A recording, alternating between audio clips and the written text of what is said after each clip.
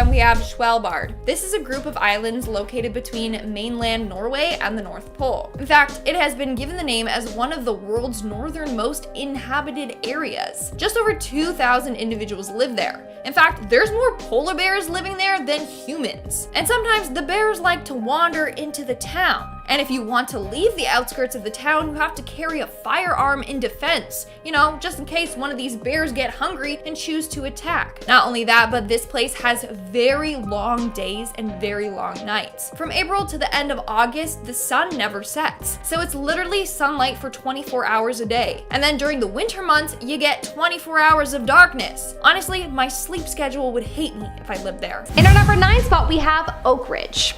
Okay, so this is a place that was once hidden that the US government didn't want anyone to know about, so whatever, it works. Oak Ridge was a place in 1943 that thousands of workers, soldiers, and scientists were kept in order to work hard on the Manhattan Project, a top secret project for the government that not even the workers knew what the project was about. It was so secret that they weren't allowed to discuss what they were working on with each other, and of course they weren't allowed to share anything with anyone outside of work. They were made to take lie detector tests regularly. About 60,000 acres of land around Oak Ridge was purchased by the government to ensure that they had the required space to reach their goals. Pretty wild. Apparently, this was one of the best kept secrets in World War II. In our 8th spot today, we have Coober Pedy, Australia. Now, I won't lie, this next place is pretty fascinating. So, Coober Pedy is an underground town in Australia. Yeah, you heard me. It's underground. They live underground. Now that's because this area is known for its extreme heat. So back in the day when they didn't have electricity and fans and air conditioning, miners in the area would remain underground to escape the heat. Then eventually they were like, what if we just live underground? And that's basically how the town was formed. Currently around 2,000 people live there, and it's not just a bunch of homes. No, you got a full-on hospital and church and shops down there. They also have their own government as well. Now, when you are above ground, they actually have warning signs telling people that there are unmarked holes, so you don't just, fall through someone's chimney and end up in their living room. Not gonna lie though, this place would be really cool to visit. In our 7th spot today, we have Atacama Desert. Some areas in this desert haven't seen precipitation in 400 years. That's how dry it is there. In fact, its soil is drier than any other on Earth. So dry that no organism can live in it, meaning they can't even farm because all crops would just immediately die. With all that being said,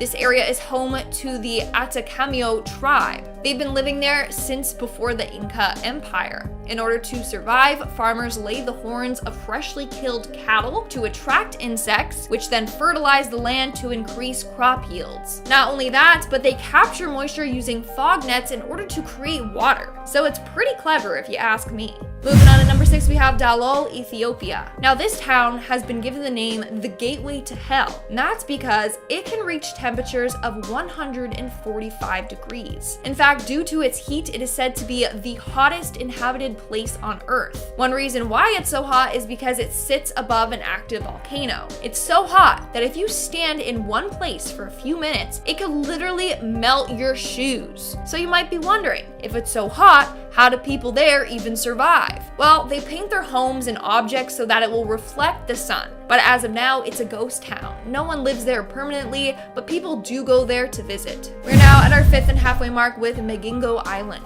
Magingo Island is a small island located on Lake Victoria, which is the largest lake in Africa. How small is this island, you ask? Well, it's only 2,000 square miles, which, if that means nothing to you, it's less than the size of a football field. That's how small it is. But there's still about 500 people living there, and there may be 50 to 200 researchers, and their food and supplies are dropped to them by cargo planes. And in our number 1 spot today, we have Longyearbyen. This is the world's northernmost settlement. It's located in the Svalbard archipelago, which we previously talked about. Now, what's wild about this is that they have a very unusual rule if you want to live there. Their rule is no dying. That's right. And this is because of the permafrost and sub-zero temperatures, so it can easily preserve a body, which they really don't want. Also, it's hard to bury bodies there because obviously the ground is frozen. So as a result, people that are dying are flown to Oslo to die there. It's pretty crazy, isn't it? Number 10. Driscoll Hotel, Austin. While there are many reportedly haunted hotels in Texas, this one seems to top many lists for the most ghostly activity. Most of this seems to stem from the very chilling stories of room 525. In the 1880s, there was a young couple that was having their wedding at the hotel, or at least that was the plan. The groom got cold feet and left the bride at the altar. Now, heartbroken, she ran upstairs to their suite, room 525, and took her own life. And it said she still walks the halls in her long white gown. But that isn't the end of the story, because in 1991, another bride was spurned at the altar, and after going on a shopping spree with the groom's stolen credit card, she too returned to room 525 and took her own life. Since then, guests have seen her carrying a pistol and walking into the room, all without ever opening the door. So don't stay in room 525 or you may never check out. There's also an eerie painting that's said to be inhabited by the spirit of a young girl, the daughter of a senator, whose expression seems to change on its own. People who view the painting have said that they feel like they were floating off of the ground, though they remained on the floor. They also say that their equilibrium and balance was off for a few hours after looking at her. Number 9. USS Lexington, Corpus Christi. Now before I tell you about this spooky ship, make sure to hit the subscribe button so you can catch all of our amazing videos. As a naval vessel that saw actual battle, there have been multiple lives that were lost on board, including that of an engine room operator who still roams the ship at night waiting for the battle to end. The crew of the ship have often reported flickering lights and doors slamming on their own, which, given that this is a very well-maintained historical site, you'd think that they would have found the cause by now. Maybe it's just the ghosts of sailors lost to time. Coming in at number 8, we have the Marfa Lights in, you guessed it, the town of Marfa. While there is so much beauty in the area and plenty of non-spooky reasons to visit, the main tourist attraction to this quaint little town are floating, sourceless lights that seem to change color and even move in the night sky. Many visitors make the journey at all times of year to see the lights, and there's even a yearly festival made in their honor. Reported since 1883 by people of all ages and professions, no one knows what these floating orbs are. They appear at random, but usually in the same area of the sky, and since there's so much open space and low light pollution, it's perfect for stargazing, or seeing spooky orbs, I guess. Some say that these lights are UFOs, some say spirits, and others think that they're just headlights. All that I know is that if I see a mysterious floating orb, I'm going the other way. Number 7. Woman Hollering Creek, San Antonio. Said to be the home of La Llorona, or the Weeping Woman, this creepy creek leaves anyone who visits with a sense of dread. As the story goes, La Llorona was a woman who was distraught that her once doting, affectionate husband left her for another woman. And after confronting him and leaving the confrontation with cuts and bruises, she waded into the water, dressed in her best clothes, and drowned herself in the creek, right after doing the same to the rest of her family. Her chilling screams for her children can be heard all the way from the highway, giving her and the creek its very apt name. Many people have felt themselves being drawn towards the water by ghostly voices, and some have even been tugged towards the bank of the creek. Perhaps it's La Llorona looking for her next victim. The screams heard and feelings of being pulled into the water have mostly been reported by younger people, making this all the more terrifying given what La Llorona did. Number 6. El Paso High School. Now, when you're thinking of haunted places, a school isn't exactly the first place that comes to mind, but this one has quite a story. In 1985, the graduating class received their yearbooks, and when basking in the nostalgia of their group photo, they noticed something odd. A woman who no one could identify was in the picture with them. Now, obviously, that would be quite concerning.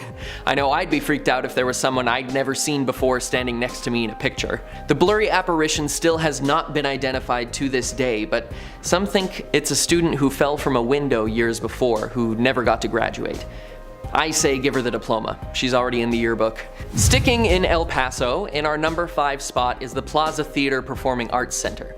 As someone who loves the theater, I try to see as many shows as I can, but I think I'll skip visiting this theater, no matter how good the production is. Built in 1930 as a movie house, demolished for a parking lot in the late 80s, and rebuilt as a live theater space, this building has seen many changes, but some things have stayed constant throughout its history. Many workers of the building have reported seeing a man in one of the box seats, in a tuxedo, smoking a cigarette. One crew member recalls seeing him after turning on the stage lights, sitting alone in the box, as though he'd been there for hours already before the lights came on. And when she saw the smoking man, he turned to her and said, "We all have our time to die," and then threw himself headfirst over the balcony, vanishing before he could hit the ground. A former vice president of the theater also recalls seeing a ghostly girl bouncing a ball in the aisles of the theater and always staring. He also noticed that there was a rag doll that seemed to appear and disappear on its own, moving to locations that it couldn't have without someone's help. Even locked doors didn't seem to stop it from appearing in the projection booth. Number 4. Yorktown Memorial Hospital. Established in 1951, this abandoned hospital has been named one of the most haunted places in America. And since over 2,000 patients are said to have died within its walls before it shuttered its doors in 1992, I can see why. Reports of apparitions of people in hospital gowns running through the corridors or hiding in rooms are numerous, along with moving wheelchairs, disembodied voices, and footsteps. But there are some who have even more chilling stories. While exploring the halls and rooms that have remained largely untouched since its closure, some ghost hunters have been touched, had their clothes tugged on, or even pushed to the ground while being given a ghostly warning. Some of the spirits are believed to be that of patients who had illegal medical experiments performed on them and lost their lives in the process, making for a very vengeful ghost. Number 3. The Screaming Bridge in Arlington. On the night of February 4th, 1961, 6 from the local high school were taking a drive after seeing a movie earlier in the evening. While driving down Bedford Road toward the rail crossing bridge, which had mysteriously been burned down a few years previous, only rebuilt earlier that year, they were startled by another car reversing and honking its horn wildly. This caused the driver to speed up out of fear, and not realizing that the bridge was out, the car careened over the edge and crashed into the other side of the ravine. Unfortunately, 3 of them lost their lives that night, and their screams of terror can still be heard by anyone traveling the renamed Greenbelt Road. The saddest part of this story is that the car that startled them was being driven by a man who had just barely avoided going over the edge of the broken bridge himself, and he was reversing and honking to warn them of the danger ahead. The entire area, now known as Death Crossing, is now blocked off and no traffic travels through. At number 2 on our list, we have La Carafe in Houston. This historic bar, built originally as a bakery in 1860, has been serving patrons for decades, but many come not only for the drinks, but for a paranormal experience. Bartenders and visitors alike have seen apparitions of a hulking man walking upstairs and hearing his giant footsteps pacing the floor. No one knows who this may be, but some say he died there from some nefarious means. The former manager of the bar can also be seen staring out of the top floor window, looking over his patrons and ensuring they're having a good time. And he seems a bit more friendly. However, there are some that report the sounds of a body being dragged across the floor above, but when the sound is followed, nothing's there. Makes you wonder what happened upstairs. And since it's one of the oldest buildings in the city that's been in continuous use, it's become a tourist hotspot and a historical site. Personally, I won't be stopping in for a drink anytime soon, no matter how good the cocktails are. And finally, number 1, the Alamo. While students are taught to remember the Alamo, they don't really teach about all of the spirits who can never forget. In the infamous battle, thousands of soldiers lost their lives, and many were dumped into mass graves and others left to rot out in the sun, so it makes sense that you'd have some pissed off ghosts wandering the ground. There have been countless reports of soldier apparitions walking with weapons in hand, taking their usual patrol, and even full platoons screaming and charging into battle. Even in the afterlife, they couldn't get away from war, and so they continue to fight their invisible enemy. There are also accounts of a small blonde-haired boy hiding in multiple places where the gift shop now stands, so make sure to pick up your haunted keychains. While the buildings are beautiful to look at and the area is interesting to explore, the history can leave one with a haunting feeling, and with all those spirits around, I'd be careful touring here, especially at night. Starting off this list in our number 10 spot, we have Grand Union Hotel. This hotel resides in Fort Benton, which is one of the oldest towns in Montana, and it was first established by the French-American fur traders Auguste and Pierre Choteau in 1846. While much of the town has been dismantled by the years, the Grand Union Hotel still stands, and it is among the oldest in the town, with its initial build taking place in 1882. There are many ghost stories and haunting tales that have come from this hotel, but I will tell you one of my favorites favorites. Apparently, this hotel might be the home to a paranormal horse. A phantom horse. It really doesn't get more interesting than that. People have reported hearing the stomping of hooves, and they believe that this horse belonged to a cowboy who, one night after having a few too many pops, tried to ride his horse up the main staircase before he was shot by the hotel manager. In our 9th spot, we have Oymyakon in Russia. This town is said to be the coldest town in the world. So next time you complain about the weather, just know that there are people living here and having it 10 times worse. So their average daily temperatures are negative 58 degrees Fahrenheit, which is negative 50 degrees Celsius. This town is so cold that their name literally translates to pole of cold. On top of that, their ground is permanently frozen, so they can't really farm or grow crops. This restricts them to mainly eating raw, frozen fish or meat. It also means that they can't have a plumbing system because any water in the pipes will freeze. So they rely on outhouses. And you know how cars tend to die because of the cold?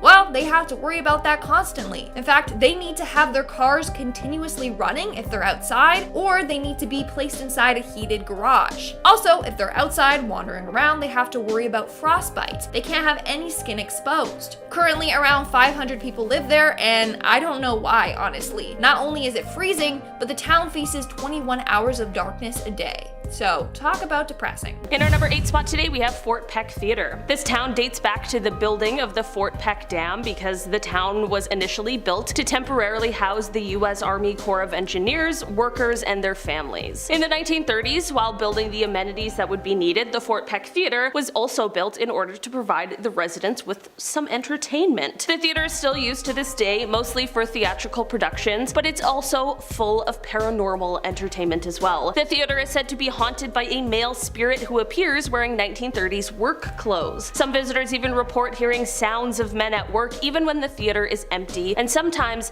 apparitions even appear in the dressing rooms. I just think that's the most theater thing ever. Ghosts in the dressing rooms? Shakespeare would love that. In our number 7 spot today, we have the Boulder Hot Springs Inn and Spa. This inn is located, of course, in Boulder, and it is actually a place that dates back to a time before Montana was even a state. This now historical landmark was initially created or recognized in 1881, and it was a place where businessmen, miners, and ranchers could all go, and here they could sort of mingle with each other. In this day and age, it is said that you might still be able to mingle with those guests from all of those years ago. As legend has it, this place is highly haunted. The most well-known of the ghosts here, however, is that of a woman named Simone. It is said that Simone sadly had her life taken in the hotel, and that her spirit now resides there. Visitors and staff alike have reported some really strange occurrences, like extreme temperature shifts, drastic changes in energy, and even the sound of children running through the halls when there is no one to be seen. In our number 6 spot today, we have St. Charles Hall. The oldest building on the Carroll College campus, which is located in Helena, is said to be St. Charles Hall, named after St. Charles Borromeo, who the college was actually initially named after. The building was originally constructed in 1904 and is mostly used as a dorm for students now, and those who reside in this dorm have quite the stories about the men's washroom on the 4th floor. This is said to have been the site of a horrible tale. Story goes that in 1964, a student blacked out while brushing their teeth, and as they fell, they hit their head on the sink in the bathroom. They were treated at the local hospital, but unfortunately passed from their injuries and complications. After this, students using that bathroom began to experience strange happenings. A glance in the mirror would have them seeing a young man standing behind them with a head wound. Some would turn on the faucet and see blood flowing rather than water. After years of these reports, the bathroom has apparently now been locked up and is no longer in use, but people still report hearing scraping sounds from the inside. In our number 5 spot today, we have the Many Glacier Hotel. The Many Glacier Hotel has sat in its home on the eastern shore of Swift Current Lake for over a century now, and with history like that, there is bound to be many a ghost story. Other hotels in the area too have talks and tales of hauntings, but none seem as active as the Many Glacier Hotel. A ghost hunter by the name of Karen Stevens has taken to documenting some of these paranormal stories. One of the most frightening is the tale of a young boy who apparently witnessed a woman in a red dress standing in his hotel room. Guests aren't the only ones, however. Employees too have had their own encounters. The most active room in the hotel is apparently room 308, where you can not only hear strange noises, but also see apparitions that vanish into thin air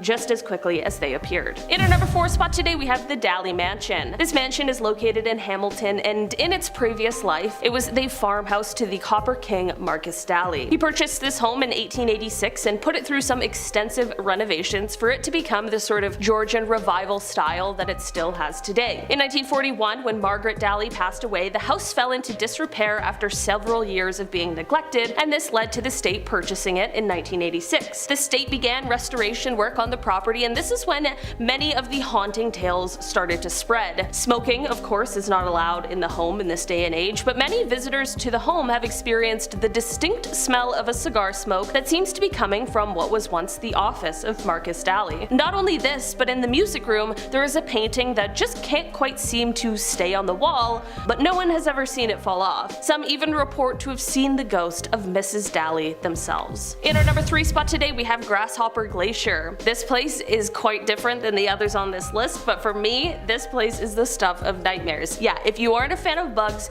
you can go ahead and skip this one. If I were you, I would go. A glacier in Montana is the home to many grasshoppers and locusts. Yeah, imagine heading to a glacier, but you forgot bug spray. What a fool. Oh wait, I forgot. Grasshoppers, they don't care. They aren't mosquitoes, they're absolute savages. Appropriately named Grasshopper Glacier, the mile-long glacier near Crook City holds the remains of extinct grasshoppers. The only thing worse is if they all came back to life. These guys likely were in the middle of travel when they found themselves stuck in a blizzard, and now they're stuck for the foreseeable future. This is like a very forbidden version of one of those like scorpion lollipops. In our number 2 spot today, we have Virginia City. This town is often referred to as a ghost town due to the fact that as of 2020, the population sat just slightly over 200 people, and it is no surprise that this ghost town is said to be the home of some of Montana's most famous hauntings. Virginia City was first founded in 1863 by prospectors who originally named the area after the wife of Confederate President Jefferson Davis. The name was only changed when a judge, Judge G.G. Bissell, who was signing the town's registration, objected to the name and instead ruled it to be called Virginia. The town's population began to grow once people heard of the nearby gold deposits and discoveries. As the town grew, there wasn't sufficient law enforcement, which meant that there were a lot of vigilantes out there looking to take the law into their own hands. This led to many people who were suspected of being traveling robbers being hanged by said vigilante groups. By the time the 1940s rolled around, the town was in ruins. Charles and Sue Bovey ended up coming and buying up all the property they could, and the town now remains a tourist site, but not without some ghostly tales to spice up the story. One of the most well-known ghosts is that of a tall man in a blue Civil War soldier's coat, and he is often said to be found walking around the town's boardwalk at night, smoking as he strolls. Another one of the most famous sightings is that of a woman and a young girl. Little is known about their story, but they are often sighted by tourists. In our number 1 spot today, we have Deer Lodge. Deer Lodge at the old Montana Territorial Prison, now known as the Old Prison Museum, once held prisoners for over 100 years. It apparently was quite a lousy place during that time that was full and overcrowded and had terrible food, and it was just a very dangerous place. Many inmates took each other's lives here, and with all of the stories from when this was a prison, it's just clear that if any place were to be haunted, it would absolutely be this one. There even was a huge riot that broke out in 1959. Since this prison closed down in the 1970s, the tales haven't become any less grim. Visitors report hearing eerie noises, and some have even felt the sensation of being touched. Many people believe that the ghost of convicted killer Paul Eitner, known as Turkey Pete, still haunts cell number 1. He was incarcerated at the prison for 49 years before he passed away in 1967. Starting off this countdown, we have the human tongue. Mr. 420 on Reddit shared his terrifying run-in while out walking in the woods. He was 20 minutes into the trail when he saw a small pink slab of meat on the ground. He picked it up being like, what the heck is that? And that's when he realized that it was a human tongue. Now you may be wondering, why did he pick it up in the first place? Well, he said that he saw it and he was like, bro, imagine if that is a tongue. And he picks it up and he's like, oh shoot, it actually is a tongue. Like, he didn't expect it to be a real tongue. So when he did figure out what it was, he dropped it immediately. That is absolutely disgusting. In our 9th spot today, we have a pile of animal bones. This next individual was out on a walk with some friends when they stumbled upon a huge pile of animal bones. Now, they live in Ireland. They were hiking up a mountain in rural Ireland, and they said that there's no predatory animals there. So the only thing that could have gathered all these animal bones and put them in a pile would be humans. Not only that, but upon further investigation, they noticed that they were a bunch of different animal bones. It wasn't just from one animal. There were bones of sheeps, rodents, even dog and cat bones. So my question is, why would somebody collect these bones and what were they using it for? Coming in at number 8, we have the interesting decor. So in 2018, Jim Rooker, a former shipbuilder and worker for the US Navy, shared his interesting discovery when out in the desert. So years ago, he used to live in Las Vegas. He would often take drives out to the desert west of town just for fun. While out for his drive, he saw something off in the distance shining bright at him. Since he worked for the US Navy, his initial reaction was that someone had a mirror and they were using it to send an SOS signal for help. After driving about 3 miles south to where the light was shining, he found something very bizarre. It wasn't a person signaling for help. No. Someone had tied about 100 beer cans to some trees. They were just hanging off the branches and reflecting the sun. So Jim was relieved, but also, why would someone do this? Maybe like a DIY wind chimes? I don't know. In our 7th spot, we have the lost jacket. When this next individual was just 10 years old, they were at football training camp with a few of their cousins. The training took place at a camp surrounded by a forest. When their training was done, the boys decided to take a walk along the river while waiting for their parents to pick them up. While out exploring though, they found a really nice jacket floating in the water. So the boys decided to fish it out of the water. However, when they turned it over, so did the man wearing it. The man had no face left. It was completely gone. Now, that must have been traumatizing. Like seeing such a thing at such a young age, that would completely mess me up for life. Coming in at number 6, we have the elusive beast, aka Mr. Bigfoot. While out camping with his dad, sister, and a couple of his friends, something started harassing them in the middle of the night. Whatever it was started to throw rocks and sticks into their campsite. They ended up shining their flashlight over to the area where the objects were being thrown from. And when they did, the light caught a reflection of eyes and a silhouette. According to the narrator, whatever it was very, very tall and big. When the beast left, the campers were finally able to get some sleep. But eventually they woke up to heavy footsteps in their camp and to the smell of something horrid. To this day, they don't know what it was that they saw, but they believe it might have been the Bigfoot messing with them. We are now at our 5th and halfway mark with the poop. According to Reddit user EP Ham Radio, when they were younger, they decided to explore an abandoned farm in the Midwest. While exploring it, they found that the upstairs area was just covered in poop. Not only that, but there were tons of claw marks on the walls as if someone was up there trying to escape. Not only that, but when they were exploring the area, they found a strange bag. When they opened the bag, all they could see was human hair. At that point, they were so scared that they ran the hell out of there as fast as they could.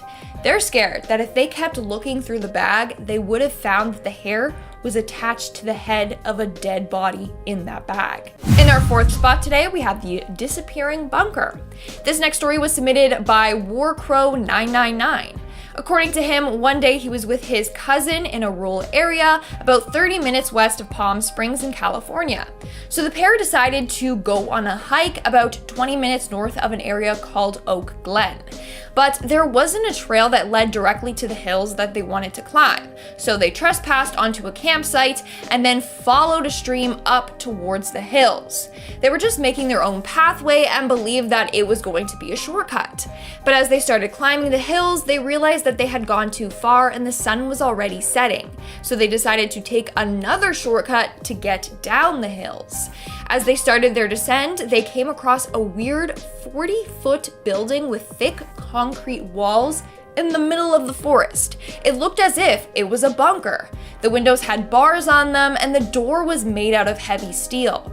They both immediately were drawn to the building, but they got bad vibes from it, so they left. Now, they did make it home safely, but they decided that a couple weeks later they would go back to explore the bunker. However, when they went out to the exact location they had been, the bunker was completely gone. which seems impossible. How could someone move it or destroy it that fast and not leave behind any evidence suggesting that it was once there? Not only that, but apparently when they were hiking, the narrator's wallet fell out of his back pocket. A couple weeks later, his ID showed up in the mail in an envelope. There was no note or a return address. So they think that whoever sent the wallet to him was out there living in this weird concrete house in the woods. In our third spot today, we have the other hikers. Sometimes the strangest things out there can be other humans. This story was submitted by Retroverted Uterus. Very interesting name, but okay, you do you. So they were out camping and hiking with their dog and a friend. On the first day, it was a pretty normal hike and camp out. They even camped out next to another family. The next day, that's when they encountered two really strange men. They were hiking when all of a sudden his dog started to go nuts. He was barking at the men, and normally it's a very friendly dog. The men then approached them and started asking them some really strange questions, like, is it just you two? How long are you guys going to be camping at the spot? Do you do any shooting or anything? Did you bring an axe to cut your own firewood? It seems like they were trying to suss them out, see if they were carrying any weapons. What also was strange is that these men were incredibly clean for having hiked 50 miles and camped out for a few days. And they didn't have anything with them, just a small fanny pack. So that right there was a huge red flag to them. When they finally set up camp, they caught the two men watching them and lurking around their campsite. Thankfully, nothing happened, but they for sure thought that these two men were going to murder them. In our second spot today, we have the abandoned campsite. This next dude is no stranger to the wilderness. He often conducts a number of environmental surveys, and those frequently take place in isolated areas of the wilderness. According to him, the creepiest thing that he had ever come across was an abandoned campsite. It was clearly several years old, but everything was still intact. They had a tent, sleeping bags, pillows, cooking utensils, firewood pile, etc. It's like they decided to walk away and never went back for their things. Or they got dragged off by a bear and eaten alive. And in our number one spot today, we have the shrine. So two friends were out on a midnight stroll on a beach when they came across a weird shrine. There was a blanket laid out on the sand with plants surrounding it. On the blanket was a collection of weird things, from a mirror to a bunch of seashells and some candles. Then there was a plate there with some slices of fruit on it. It literally looked like a ritual took place there, where they made an offering to something. Now, being pretty drunk, the two decided to fool around with the shrine. They touched the mirror and moved some of the candles. The next day, paranormal activity started happening in their home. Sounds of distorted voices could be heard coming from within the walls of their home, and they often felt as if someone was watching their every move. They think that whatever was summoned that night on the beach followed them home and is now haunting them. In our number 10 spot, we have Track 61. This is a train that was actually hidden from the public for a very, very long time, as it was a private train for President Franklin D. Roosevelt. Apparently, Franklin didn't want the public to know when he was going to New York, and so he had a private train made for him. Naturally. And of course his train had to have a private secret station, and that was called Track 61.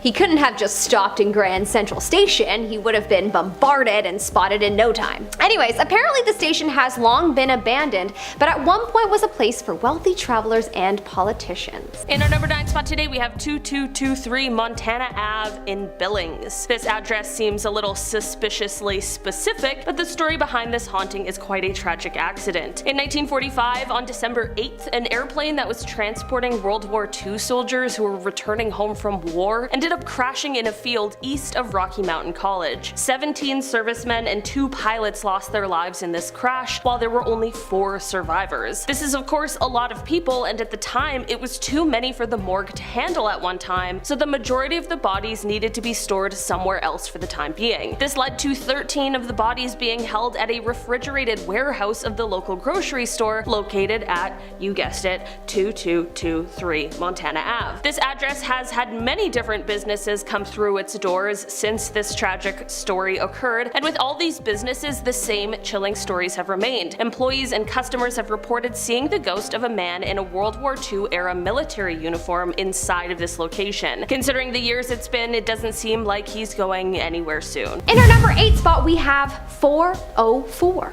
404 is an abandoned nuclear testing city. Well, largely abandoned.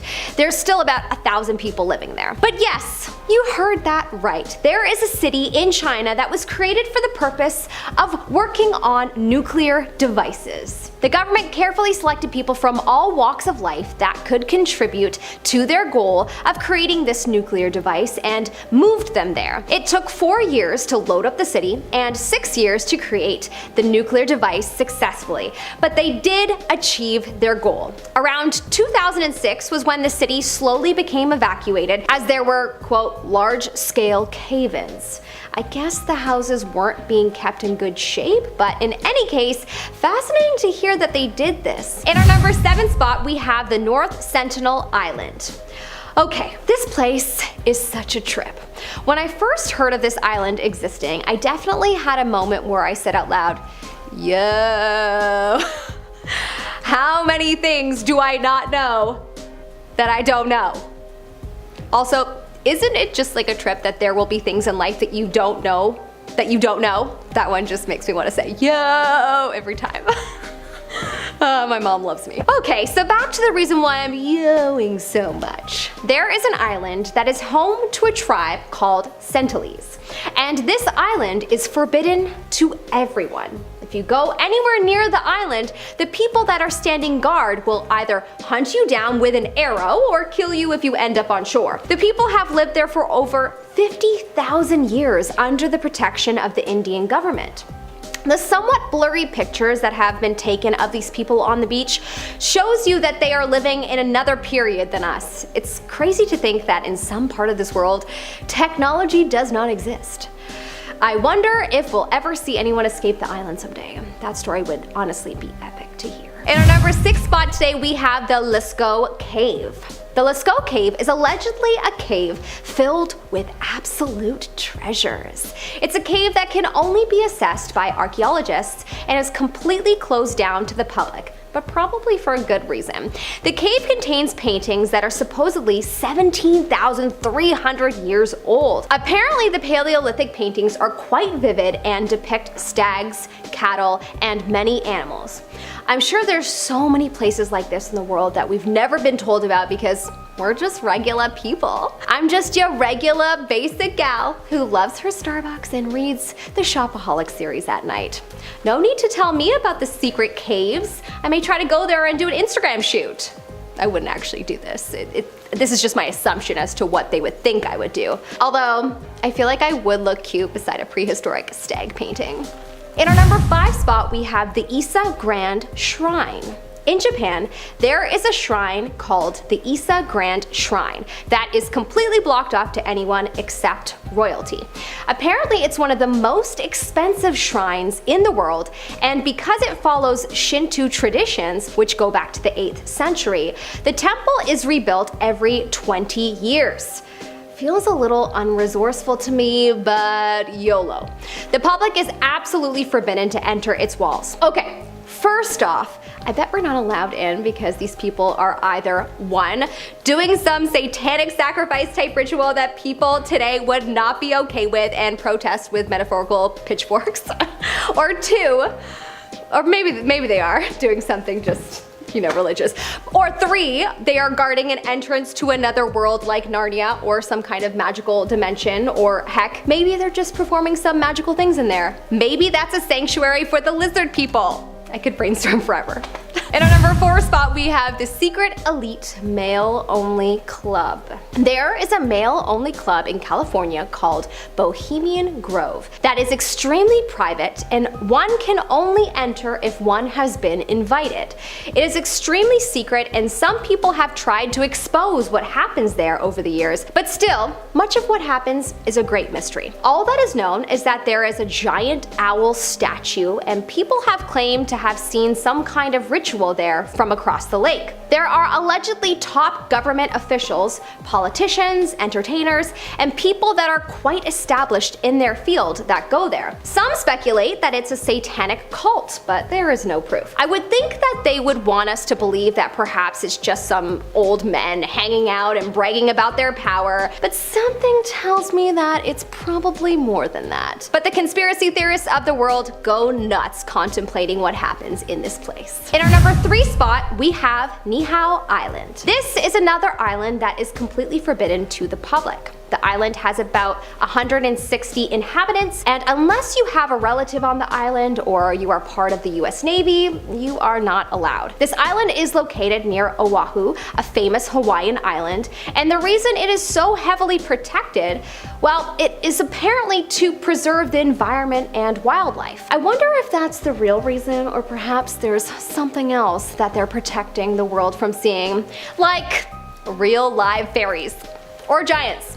Or maybe that's where the original people from Atlantis actually went instead of Ireland, like some speculate. In our number 2 spot, we have Area 51. A part of me didn't want to include this one because everyone and their uncle knows about it due to the popular Hollywood films around it, but anyways, it's completely hidden off of Google Maps, but quite frankly, a lot of places are. That could be a whole other video. But also, clearly, the government does not want us to know what's happening inside of it. Area 51 is located in the state of Nevada and is interestingly enough inside a mysterious phenomena that is called the Nevada Triangle. A lot of mysterious planes and people disappear in the Nevada Triangle, and I'm convinced it's the fault of the aliens in Area 51. Either that or there's a portal to another world. One of the two. Workers that have worked there have claimed to have worked on elements that don't seem to be from this world and pieces of metal that appear to be out of this world. But in any case, no one can deny that something strange is going on in there that would probably change the world as we know it, which is probably why we don't know about it, and they probably ain't filling us in anytime soon. Let's be real. In our number 1 spot, we have the underground speed testing facilities. There are a lot of hidden underground testing facilities in the world dedicated towards testing speed.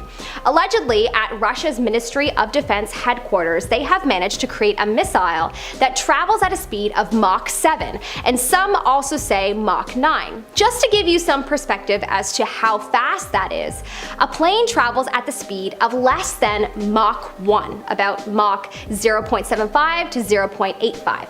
So yeah, that's fast. Apparently, there are plenty of US underground testing facilities that are rumored to have been testing at crazy speeds like this, but of course, this is hidden and not common knowledge to the everyday folk. Also, apparently a Mach 5 plane is in the works, and that is supposed to get you from New York to LA in 30 minutes. Imagine what a Mach 7 plane could do. Hopefully those planes will be effective in our lifetime, but who knows, maybe they already are for the elite.